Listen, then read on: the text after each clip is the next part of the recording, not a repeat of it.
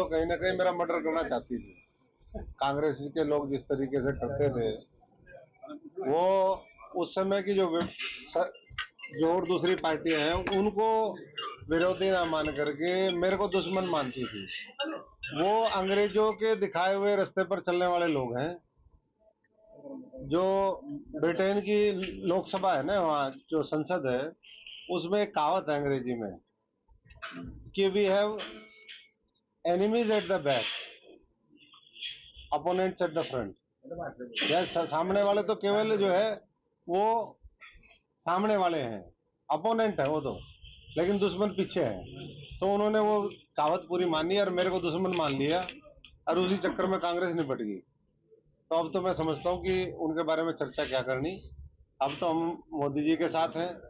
2047 का विकसित भारत बनाने के लिए उन्होंने जो बड़ा विजन देखा है, बड़ा संकल्प लिया है, मनोहर लाल जी ने जिस तरीके से 9.5 वर्षों में हरियाणा में तेजी से काम किया, आज उस सोच के साथ मिलकर के पूरे हरियाणा का कैसे भला हो, देश के 140 करोड़ लोगों का भला कैसे हो, किसान, मजदूर, गरीब आदमी, हमारा नौजवान, हमारी माताएं बहनें, हमारा कर्मचारी वर्ग वो कैसे आगे बढ़े, हमारा व्यापार उद्योग धंधे कैसे स्थापित हो, उसके ऊपर काम कर रहे हैं। और मैं समझता हूं कि उसी को देख करके आने वाले समय में इस हरियाणा के लोग एक बार फिर 2024 के अंदर 10 की 10 लोकसभा सीटें, हर सीट 5 लाख के मार्जिन से ऊपर से जीतेंगे।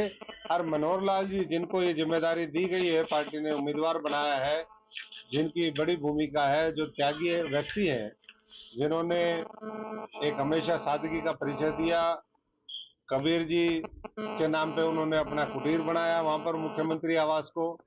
तो मैं सबसे यही अनुरोध करूंगा, मेरी तो आज पहली विजिट है ये, जाते जाते आप लोगों ने चाय पे रोक लिया सारे भाइयों ने, तो उनको कम से कम 10 लाख वोटों से जिता करके इस देश के अंदर रिकॉर्ड कायम करनाल के लोग करेंगे, ये मुझे यकीन है। जो मनोहर लाल खट्टर जी ने जो अपनी जो सारी संपत्ति पीएम रावत को उसने दे दी है जी, जो घर है वो भी लाइब्रेरी में दे दी है जी, क्या कहोगे इस बारे में? बिल्कुल, बहुत अच्छी सोच है। जिस व्यक्ति ने हमेशा सब कुछ पहले ही देश के लिए छोड़ दिया, तो जो उनके नाम भी था, मेरे तो मामा के गांव के, हमारे तो मामा ही लगे, और मैं तो जानता हूँ पीछे वो मेरी ज्वाइनिंग के बाद गांव में गए, पूरे गांव में उत्साह था, सब कुछ अपना वहाँ गांव को समर्पित करके आगे पीएम उसमें दे दिया। तो ऐसी सोच के व्यक्ति को सब लोगों को मिलकर के आगे और बड़े रोल के लिए जो पार्टी देख रही है, उसके लिए मैं समझता हूँ कि समर्थन टिकट मिली है सर, कैसा अनुभव करते हैं? अनुभव बहुत बढ़िया है जी। मैं तो देखो पहले भी कहता रहा कि मेरे तो 3 चुनाव में लड़ा, तीनों चुनाव में 4-4 लाख के आसपास वोट आए, लेकिन जो फ्लोटिंग वोट था वो कहीं ना कहीं खिसक गया। तो अशोक तंवर तो नहीं आ रहा था, मैं चेहरा जरूर था, लेकिन हार कांग्रेस पार्टी की हुई। यहाँ अब मैं आया हूं तो चेहरा जरूर हूं मैं, लेकिन जीत किसकी होगी? कमल के फूल की होगी, नरेंद्र मोदी के विजन की होगी, उनकी सोच की होगी।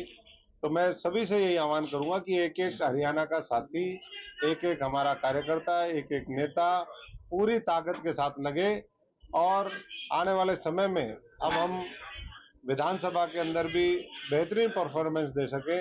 पीछे उस समय हमारे जैसे लोग संघर्ष करते थे, जो सच्चे ईमानदार थे, पैदल चलते थे, साइकिल चलाते थे, तो इतनी 31 सीटें आ गई।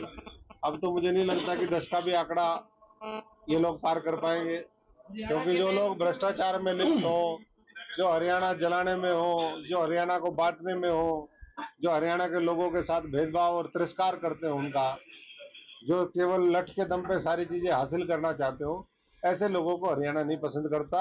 हरियाणा एक हरियाणी, एक 36 बिरादरी, वो मनोहर लाल जी, नायब सैनी जी, और मैं समझता हूँ कि मोदी जी के चेहरे को देख करके एक तरफा वोट, क्योंकि वहाँ पे पंजाब भी टच करता है ना साथ में आपको। हाँ, तो पंजाब में बहुत, मैं समझता हूँ कि वहां भी जन आक्रोश है लोगों के अंदर।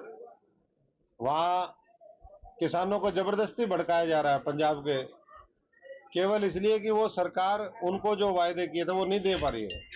तो ऐसे में कहीं ना कहीं जो है वो कोशिश करती है कि ऐसे लोगों को, कुछ किसान भी उसमें हो सकते हैं, लेकिन दूसरे लोगों को भी उसकी आड़ में आकर के, और हरियाणा को, हरियाणा के भाईचारे को हरियाणा की शांति को, हरियाणा की कानून व्यवस्था को खराब करें, ये उनका एक एजेंडा।